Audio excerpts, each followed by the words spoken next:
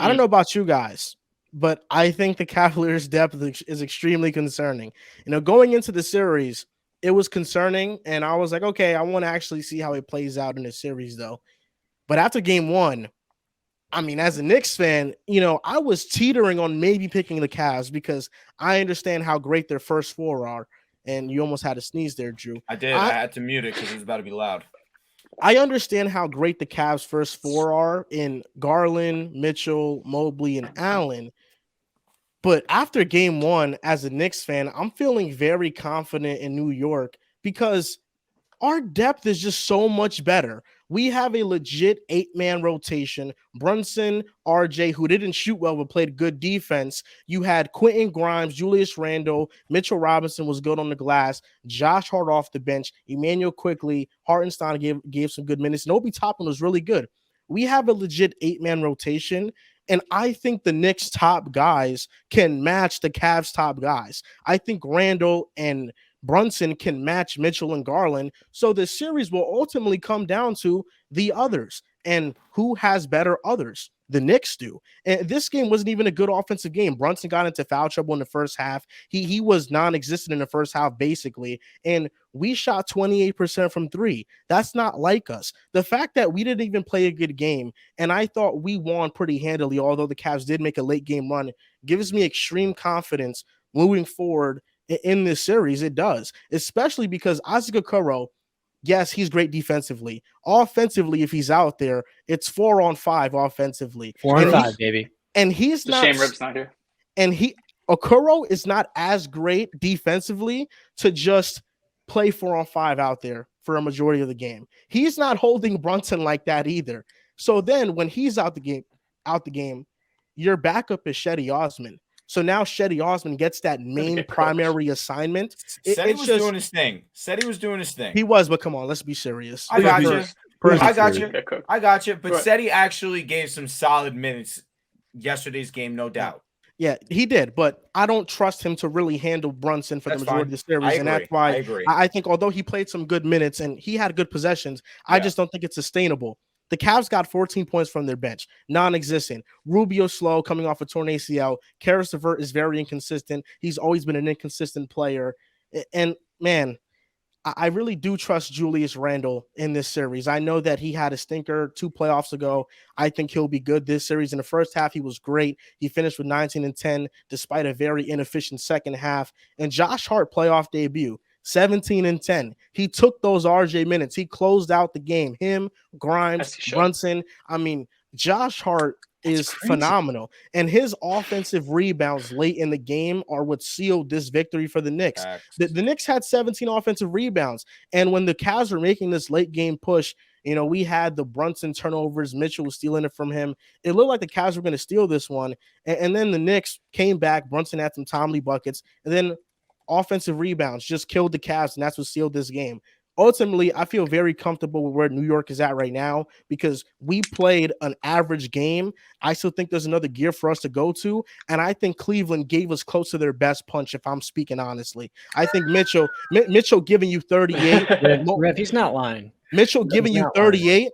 They gave us a lot.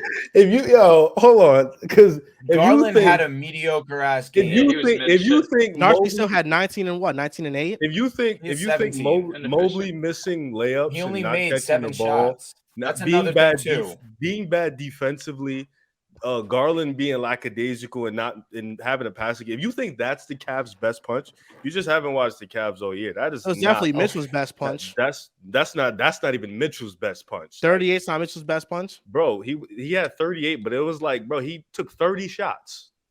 30 because shots. Nobody else was being aggressive. Garland, it was all him in the fourth. That he is good enough. 6 for 16 from the 3-point line. The Knicks, the Cavs have 2.5 offensive players, Mitchell and Garland. You knew and that. Mitchell and Mitch.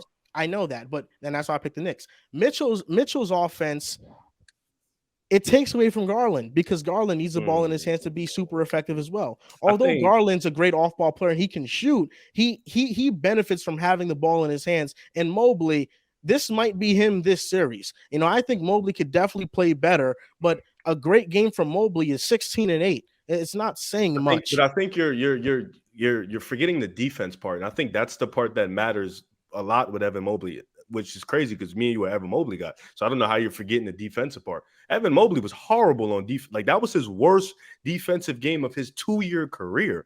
So if he's giving you the 16 and 8 and then playing that defensive player of the year defense, that's a different type of Mobley. And then Garland, Mitchell kind of takes away, but Garland is also a little bit too passive at times, which in terms where he needs to be a lot more aggressive, and he needs to be more aggressive in this series now because of, like you said, they really have 2 offensive players. They kind of set the table for Mobley and Allen a lot, but they have 2 offensive players. So Garland needs to be more aggressive now. But I don't think, I don't think that this is their best punch. I think the Knicks, I think both teams have another gear because Quickly didn't score. He didn't even play too well. I think Randall can play a little bit better. RJ shot horrible. Look, we know what's going on with that. That's usual, bro. We know that. Yeah, I think Randall can play a little bit better too, though. I think he definitely Brunson. If he has 4 quarters, I think he can be even better than what he was. So I think Cleveland. The Knicks were just a more physical team. I mean, you got production from your role players. Josh Hart was amazing down the stretch, especially offensively. He was doing his thing. You had solid Obi Toppin minutes. You had solid Hartenstein minutes. When you get solid minutes from literally damn near all 5 of your role players, I mean, that's a recipe for success. Cleveland, unfortunately, their role players were so bad, grabbing rebounds, scoring the ball, that even with all that, they lost by what, like 2 to 3 points? 4 points. So you need something. Karis LeVert needs to give you something. That's the only guy coming off the bench, and Cedi Osman, that can really give you something offensively. But down the stretch, I'm sorry. Even though Okoro can't be played on the offensive floor, you cannot leave Cedi Osman on Jalen Brunson. I know he missed 1 layup down the stretch. They didn't even get the rebound. So the fact that they didn't even get the rebound, which could cost them the game, because Donovan Mitchell did so much for them to get back in the game. I mean, he was phenomenal on both ends. He did so much for them to get back into the game. They couldn't grab boards. I mean, Julius Randle, Mitch, Hartenstein, they were just more physical. And I think Cleveland just got punched in the mouth by a more game-ready team. And I think that's important. The adjustment for game 2 for Cleveland is it's tough because they don't have the requisite pieces to adjust. And I think you're going to need, I still believe in Cleveland. I'm not going to sit here and I do want to see the game 2. Game 3 is going to be the one where I really might think about. But I still believe in Cleveland because I believe in Darius Garland. But you're going to need those 2 guys to be at their very best to beat this Knicks team that has it rolling on all cylinders. If you're not going to give that top 3 defense in the series offensively, you got to give something. So for me, why I'm a little bit more disappointed with Garland's performance, not just outside the scoring and a lack of aggressiveness there, but the fact that he had 1 assist and 5 turnovers. What really needs to be their adjustment is obviously Donovan Mitchell needs to be the number 1 scoring option. That's obvious. It's Donovan Mitchell. He's going to be first-team All-NBA, understandably so, that he's going to have the majority of the looks. But that being said, they need to play off each other. Garland needs to have the ball in his hands a little bit more, especially if they want to be successful in the playoffs. So I don't disagree with you, Joel. 2.5 is accurate. Mobley's offensive game is limited. But again, Mobley's failures yesterday were on him. He can finish at the basket a little bit more efficient. But that's also with Garland being the playmaker. They could run a little bit more pick and rolls, pick and pops at, of course, the elbow, get something going where, of course, Mobley and Garland get a little bit more comfortable. And I believe in Donovan's ability to not just, of course, he's better with the ball in his hand. That's obvious. But Donovan being the star that he is, he has to be good enough to coexist without the ball in his hand, understanding that Darius Garland needs to be have more of a strong role in this offense. But to talk about the Knicks, this really wasn't a great game by the Knicks. They just play extremely tough. That has been the Knicks all season long. Brunson was inefficient in the first half, cleaned that up in the second, especially in that fourth. It's comparable. You could say who was better in that fourth quarter, Brunson or Mitchell. Mitchell was fantastic in his own right. No doubt about it. I think that I would still take Mitchell, but the fact that Brunson was so big time, going tit for tat with Donovan, able to close out that game. And with Randall, he struggled in that second half, was great in the first half. I started to think for a second, I'm like, whoa, is Randall really new? 30 and 15 game coming. Nah, he looked extremely good in that first half. for that second half to be lackluster, to be honest with you, but still, nevertheless, still trusted himself. Oh no, John was happy. He was like, "Oh my god, he's gonna beat." John was in his bag that second half. He was thank God. His reputation was on the line. So regardless, for him to still stay in the game, to get that offensive rebound at the end of the game to essentially seal the game for the Knicks, that was huge. And you mentioned it, Joel. Emmanuel quickly really didn't cook up. RJ was great defensively, but offensively, it is hard to rely on RJ consistently. I just understand that both these teams did not put their best effort forward. For the Knicks to come in and steal game one, to win their first road game in over 10 years in the playoffs, this was essential for the Knicks to have confidence. Not just to think that, of course, you can believe that the Knicks are going to win this series. There's reasons to believe so. I still firmly believe the Cavs will win this because I think that the Cavs still have the better players in this series. It's just going to be how they decide to make adjustments and alter their roles in this offense. Donovan needs to be great, but he also needs to allow Darius Garland to play his game. You can't just win this series with Donovan Mitchell. It needs to be Donovan Mitchell and Darius Garland together being a strong duo. But nevertheless, credit to the Knicks and credit to them being able to go into Cleveland, a very tough road game to go into, especially with the Knicks having, let's be real, the Cavs are the team with the more pressure here, but it's the Knicks. There's still some nervousness that's there because of the allure of New York. But nevertheless, a great game and a great series to be expected. Cavs have the best player, but Knicks have the better players. And that's the big issue here. The playoffs highlight your weaknesses. And the Cavaliers, like you said, both of you and Riv and you, Drew, the Cavs are playing 4-on-5 offensively. And I'm sitting here watching back at the game, and it's maddening some of the looks. Isaac Okoro will pass up wide open. And because the Cavaliers offense is reliant on two guards and that wins, they're going to run a million pick and rolls.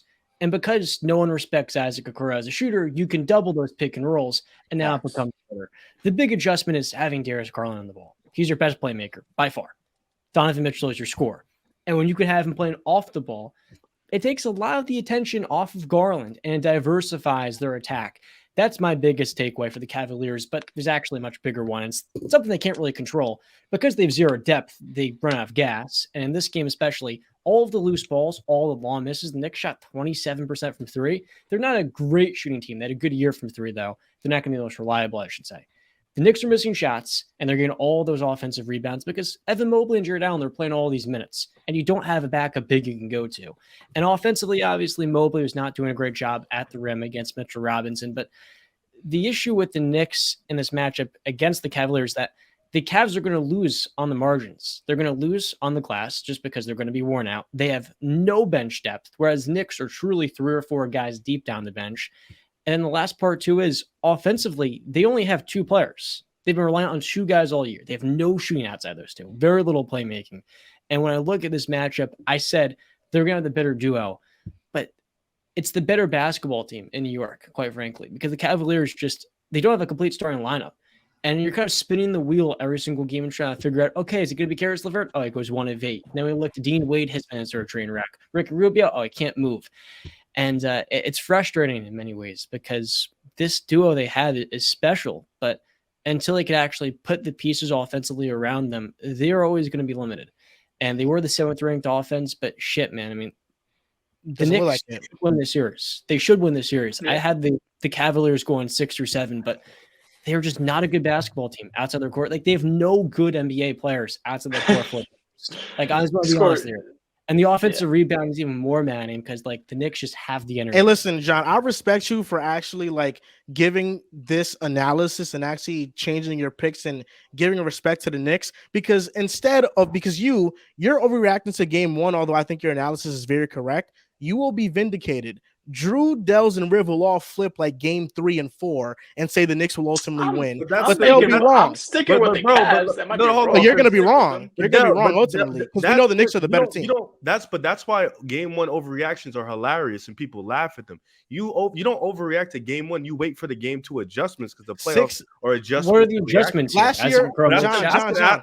Here's the adjustments. Get Garland on ball more. I said after game 2, I'm going to look at it differently. That's what I said. I said after game 2 because you got to wait and at least wait and see if the team is going to adjust. Y'all watch game 1 and just, oh yeah, no, I can't do it anymore. You want to know an interesting stat, Riv? 6 of the 8 teams last playoffs that won game 1 in the first round advanced. Is that just 1 year?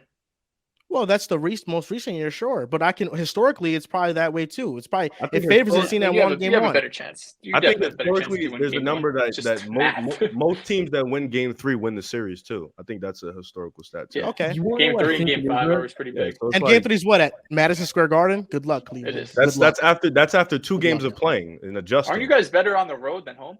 Ooh. We're still good at home. It's MSG. It's MSG. And listen, I don't know why people overlook this with Cleveland, and I don't understand. Every single team that has limited spacing, we say they're going to have trouble in the playoffs. Cleveland has had limited spacing all year. Nobody addressed those issues coming into this matchup. Defensively, although we know Mobley and Allen are great, they don't have perimeter stoppers. It kind of feels like Utah defensively. Their best defenders are Okoro, who gets played off the court. Then you have Garland, Mitchell, and Osman. They cannot guard the perimeter, which stresses Evan Mobley. So defensively, there are major flaws, and offensively, they have no spacing. So, yeah, these concerns were overlooked, but it's the truth of what Cleveland is.